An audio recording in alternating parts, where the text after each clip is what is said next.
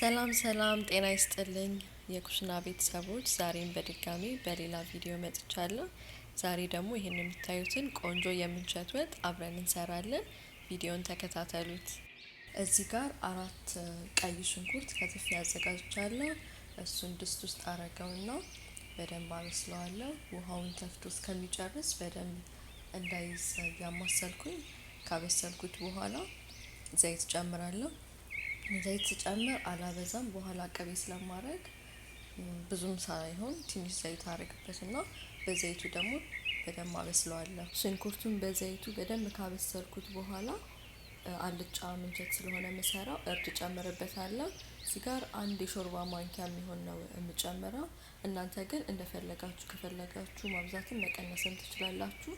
መጀመሪያ ጊዜ የምትሰሩት ከሆነ እኔ ምን ያህል እንደምጨምር ብታዩ ይጠቅማችኋል ብዬ ነው እንጂ እንደዚህ መስራት የለባችሁም። ግድ ይሄ መሆን የለበትም። እናንተ በምትፈልጉት መጠኑን ማድረግ ትችላላችሁ።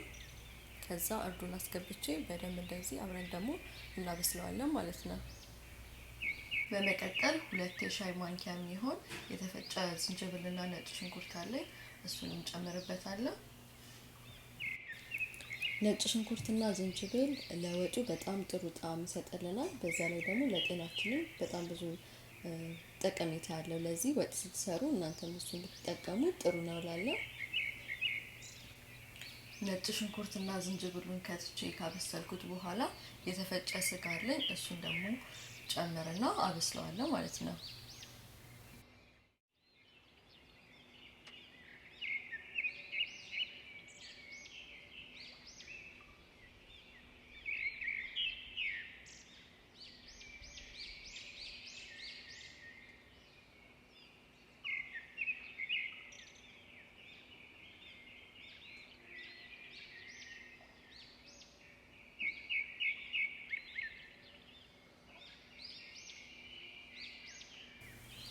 ስጋውን ጨምሬ እንደዚህ ያማሰልኩኝ አበስለዋለሁ።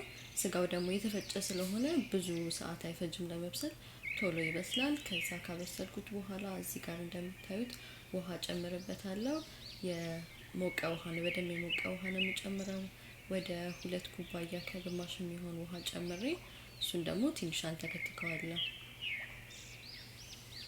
በመቀጠል 1 የሻይ ማንኪያ ጨው ጨምራለሁ። የጨውን መጠንም እናንተ እንደምትፈልጉት ማድረግ ይቻላል። ከዛ 1 የሻይ ማንኪያ ቅቤ ጨምራለሁ።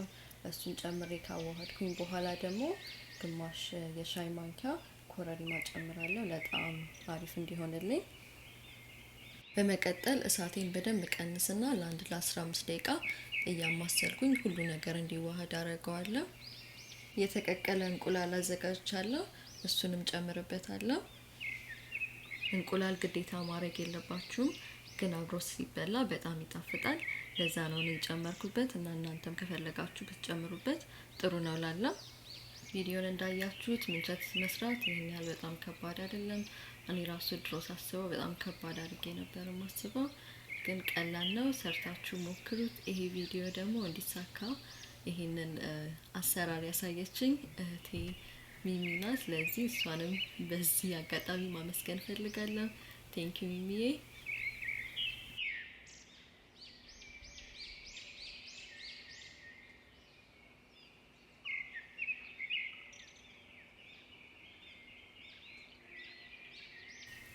ውድ ጊዜያችሁን ሰጥታችሁኝ ቪዲዮውን እስከመጨረሻው ስለተከታተላችሁት ሁላችሁንም አመሰግናለሁ።